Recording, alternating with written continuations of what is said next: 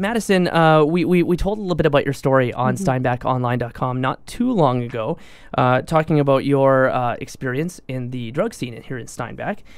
So I have a whole bunch of questions for you. The first one, I think, is simple. How easy is it for people, especially young people, to acquire illegal drugs here in Steinbach? If you're looking for it, you're going to find it. For anything that you want, if you want liquor, you're going to find that. If you want smokes, you're going to find that. And it's everywhere. And then so if you go asking people on the streets, or if you go, it's so easy to find. Like, it's whether it's illegal or not, it's there. So when it comes down to things like drugs, I know that in high school specifically, my own personal experience was that we get told all the time that we're going to be offered things all the time. But it doesn't necessarily happen all that way, but you can find it if you want it. Or it is. Did you find that it was an offer type thing? I don't think I was ever actually like offered like the stereotypical way, like where teachers or parents would be like pulling up in a white van and you want some candy. It's like it's so subtle how it happens, but it'll be at a party and then people will pull out like a tray of cocaine and offer you a line. It'll be so sneaky and it'll just be like that, and then it just happens. What are people, specifically young people, doing to pay for drugs? I know we talked a little bit about the links to crime, but these things can get expensive. So how does that? What are those links? I know personally, I would steal things that I could get my hands on. Like anything I could get my hands on, I would trade it in for drugs, or you can even trade it in for like cash and get like, it's really easy to steal. It's even easier to get caught. I learned that the hard way. But yeah.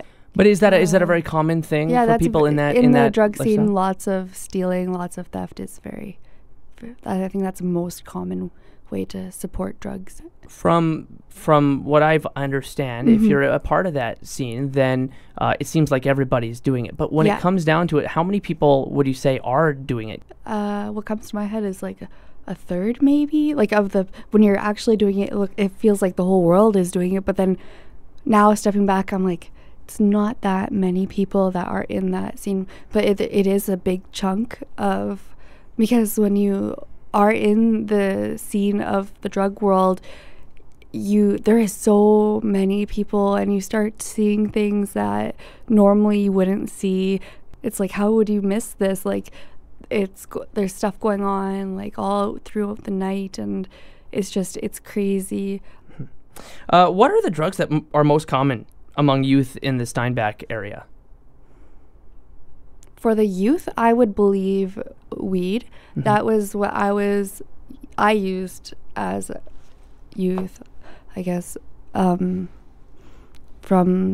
14, 15 all the way until I was 18. I smoked a lot of weed, and then other drugs came along in between, but it was weed that got me into lots of trouble. So what would be kind of the harder drugs, what would be the most common thing that you think would be sold, taken in Steinbach and area? When I was a youth, it would be like ecstasy and cocaine, but now after experiencing the meth scene and how fast it's changing and how more it's getting spread out, I would think that the meth is overtaking like crazy, because when you're on those drugs, it's absolutely awful how fast you lose your morals and you lose your self-respect. So when you're on the drugs, you just want to like get everybody on the same level as you. Like, I know when I was, because part of my heart knew that I was like a pretty scumbag person because of the things I was doing to get the drugs, and then the things I wanted other people to be on the same level of whatever. So I would want other people that are doing okay to come get hooked on meth, and it's awful, but that's just the drugs numbing your morals to absolutely zero, and it's sad, but it's happening and it's getting worse and worse. So I imagine that would the idea of that kind of scares you in the way that that's growing. Yeah, it is very scary, and even to think that was me, but it's like, because it doesn't even seem like the same person that I am now. It's like I was one of the people that got out of that life, and it's like I just want to be able to say that there is, like, for the people on the drugs, they can step out of that addiction, because it is possible. It's hard. It's very hard, but it is possible. And yeah, there is few, but there is ways to get out of the lifestyle. What about cannabis legalization? This is something that's been a hot topic nationally. Yeah. And a lot of talk about that leading on to worse things. What do you make of that?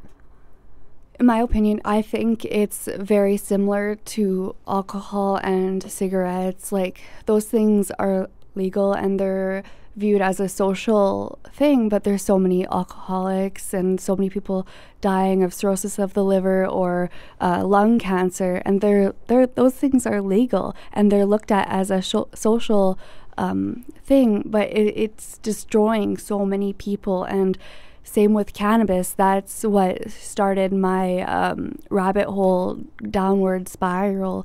It's like I wanted something to numb those deep down hurts and that pain, and it's just another thing to cover up that pain. And if kids are looking for ways to cover that pain and covering it up and wanting to numb those feelings, like, they might not even know that that's what they're trying to, because I didn't know I had pain that I was trying to cover up, but I was drinking and I was just trying to make myself feel good, and then going like it took way out of control. But it took until like 5 years later to realize that I was just trying to numb those hurts and that pain. Yeah, but now I can deal with it, and I'm really looking forward to helping people know that there is ways to deal with those hurts in a healthy way, where you don't have to cover it up with drugs, alcohol. Yeah, but there is help, and that's what I learned through Adult and Teen Challenge, that there is help. There's Teen Challenge, and then there's also support groups that they're starting up. Lots of them are starting up in southern Manitoba and stretching out to Ontario, and it's really great. That's something that really helped my parents, and that it also helped me open my eyes to know that I had a problem and I needed to get help and get into Teen Challenge and smarten up. I didn't know any of that until I was starting to get arrested, and then my parents actually tried to get me to go to meetings, and at the actual office in Winnipeg, they were kind of telling me about it. But it wasn't until I was arrested I learned what a detox center was. I didn't even know what a detox center. I didn't know that you could detox your body. Yeah. And so that's crazy that I didn't know what a detox center was. Like, after I detoxed in jail, and things should be talked about and things should be well known, but it's not. And yeah, it's horrible.